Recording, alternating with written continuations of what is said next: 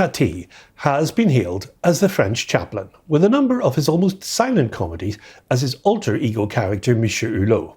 Many modern filmmakers have been influenced by his style of filmmaking. A recent example on screen now, you can see, is Wes Anderson's direct tribute to his film Mon Oncle in The French Dispatch. Jacques Tati was a French mime filmmaker and actor. He directed only 6 feature-length films. Now, he's best known for his portrayal of his character, Monsieur Hulot.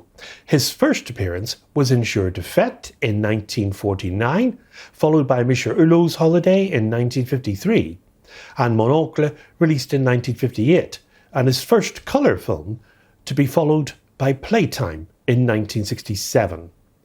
Now, in Playtime, the film's totally set in Paris, but none of the film was actually filmed on the streets of Paris. It was instead filmed on a construction known as Tativille, where all the facades of the buildings were built, including roads and to some extent the entrances to the buildings themselves. The film consisted of 6 sequences linked by 2 main characters who come across each other over the course of a day. Now, a group of American tourists arrive at Orly Airport. We see them arrive there and they go on a tour bus. They disembark from that bus and start sightseeing and taking pictures of their surroundings. Now, they're all American tourists, but the first thing we notice here is the artifice of the surroundings they are in. Tati didn't try to disguise the fact it was a set. So much so, there's a roundabout featured with vehicles going round it, almost like a carousel, but if you look carefully, the road markings are stuck on. Tati wants you to believe it's faux reality.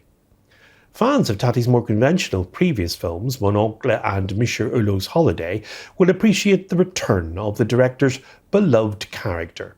But this isn't really a Hulot film. His presence is largely superfluous in the film, and he could have actually been replaced by any good-hearted, unsophisticated person. His cluelessness when it comes to technology, though, is his sole defining characteristic. Now, Barbara, for her part, is a romantic. She's disappointed by Paris, which is defined more by steel and glass skyscrapers than the Eiffel Tower. The past, it seems, has been swept away in a wave of modernism. Tati's Monsieur Hulot soon appears in the film as a Frenchman lost in the city, clumsily stumbling from one situation to the other. There's a single American tourist, that's Barbara, and she explores getting her picture taken near a street kiosk. But every time, someone gets in the way. The sequences go in this order. We have the airport, where we see the tourists arriving. It's ultra-modern and impersonal, representing Orly Airport on the outskirts of Paris. The offices. Monsieur Hulot features here with a superb sequence where he's waiting and sits on these chairs that make a specific sound. Very amusing. The trade exhibition where Monsieur Hulot and the American tourist, Barbara, are looking at modern consumer gadgets. That includes a door that slams in golden silence. The apartments. As the night falls, Monsieur Hulot meets an old friend who invites him back to his sparsely furnished flat. And this is seen from the street, and you can see activity in the flat through clear glass windows. The camera puts the viewer in the position of a voyeur, not unlike Hitchcock in Rear Window. And then we have my personal favourite part of the film, the Royal Garden, the longest single sequence too, at 48 minutes. Towards the end of the film, and a slapstick invention that would rival Chaplin himself.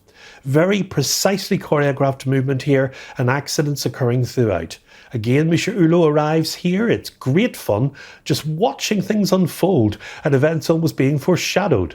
When the sequence starts, there's an amazing part where Jacques Tati acts as a doorman within an actual door. He just mimes it being there with just the door handle. This shows his consummate comic timing and interplay. For the restaurant sequence, Jacques Tati had to work out each part and direct each character separately. It took him 7 weeks to shoot this. And first he'd set up all the different movements in the background, then he'd set up all the action in the foreground, looking through the lens while composing each shot so he could see everything at once. He had to shoot it all in sequence. I advise concentrating on this sequence specifically. There's so much happening here, it's a feat of comic choreography.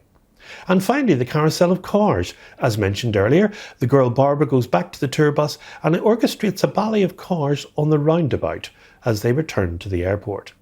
So you would think that this film would be an international success, wouldn't you? But that wasn't the case. French audiences didn't get it. With younger viewers now going to the cinema, they didn't click with the comedy, and as a result the film wasn't a big box office success.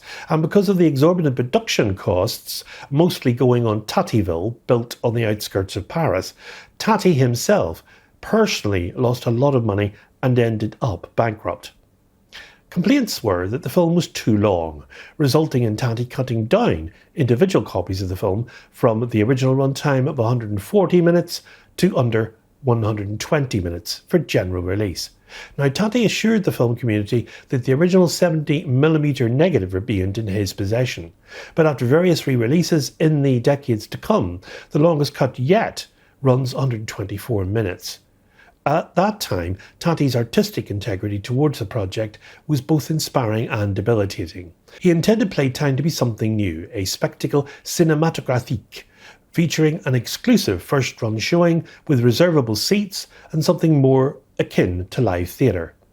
He refused to provide cinemas unequipped with 70mm projectors, an altered 35mm version of the film, and this limiting how many cinemas could screen the film in France, and audiences further were confounded by the decreased presence of Michel Hulot in the film, adding to the lukewarm responses it received. And moreover, Tati had become worn down himself, not only by the production, but by the negative press surrounding his ostentatiousness. He refused interviews or even to allow journalists on his set, and that worsened matters. Negative press, both before and after the release, soured audience reactions, and Tati's financial troubles led to bankruptcy when he failed to secure full US distribution for the film, compounded, of course, by the impact of May 1968 in France. Playtime is still rumoured to be one of the most expensive French films ever made. The exact cost was never published. Nothing is accidental in the film, though. All is placed deliberately with great skill, and we can now fully appreciate this as Tati intended it to be seen in 1967, because it was shot in 70mm. The 4K restoration is packed with detail in every scene, and I advise you to watch carefully as there's much to observe here. Time, of course, has taught us that this film was ahead of its time, with its ideas and its use of cinematography. Nowadays, we see it as a work of comic genius. There are no named stars in the film either, as Tati cast non-professional actors where he could, and he wanted people whose inner essence matched their characters and could move in the way he wanted them to. His plan with the look of the film was to film it in colour, but make it look like it was filmed in black and white. His same effect he'd used to some extent in Mon Oncle in 1961. In Playtime, Tati makes you concentrate, but he will also make you giggle. The laughs when they come are quick, low gasps, and there are too many gags to take in on one viewing, and far, far too many for me to mention here. But I would like to single out the moment when Hulot and a businessman attempt to communicate to each other's reflections in the office block. Barbara's determination, for instance, to take a photograph of a flower seller, or the sadly uneaten Turbo Royale in the restaurant. The final sequence, in which Paris becomes a fairground, is as beautiful and sad as it is hilarious. A series of gleeful visual jokes that are only briefly visible, as poignant as the glimpse of the Sacre-Cœur reflected in a swinging shop door. Images and ambient sound are critical to this director's intent. There isn't much dialogue in the film, and what there is inconsequential.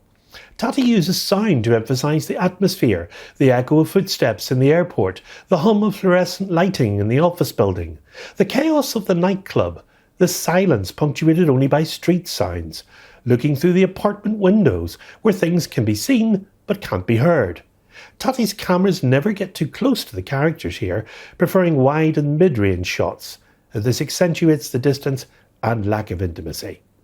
Now, the film's already in the collection as a DVD and Blu-ray, and also part of the Jacques Tati box set of films, as you can see behind me here, which I strongly recommend you adding to your collection. The release comes as a 4K UHD and Blu-ray, with the film on the 4K, and the Blu-ray, of course, containing the following special features. 4K digital restoration with 3.0 surround DTS HD Master Audio soundtrack. Introduction by actor and comedian Terry Jones. 3 selected scene commentaries by film historian Philip Kemp, theatre director Jérôme Deschamps, and Jacques Tati expert Stéphane Goudet. Like Home, a visual essay by Goudet. Tativille, a 1967 television programme featuring an interview with Tati from the set of Playtime. Beyond Playtime, a short documentary featuring behind-the-scenes footage from the production. Interview with script supervisor Sylvette Baudreau. Audio interview with Tati from the US debut of Playtime at the 1972 San Francisco International Film Festival. Tati's Story, a short film by Goudet on the life and career of Tati. Michel Hulot's Work, a 1976 television programme about Tati's beloved character. Cours du Soir from 1967, a short film written by and starring Jacques Tati. There's an essay written by the critic Jonathan Rosenbaum, and the cover is based on the original poster art, and that's by René Ferrassi. With every inch of its super-wide frame crammed with hilarity and inventiveness, Playtime is a lasting record of a modern era tiptoeing on the edge of oblivion. The film's a running time of 123 minutes. It comes in an aspect ratio of 178:1 and it's in colour, and it releases in the collection on 4K UHD on Tuesday the 10th of February in the US only, as existing spine 112.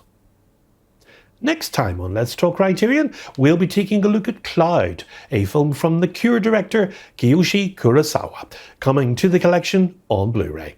So, until next time, from me, as always, it's goodbye, and above all, good Criterion viewing.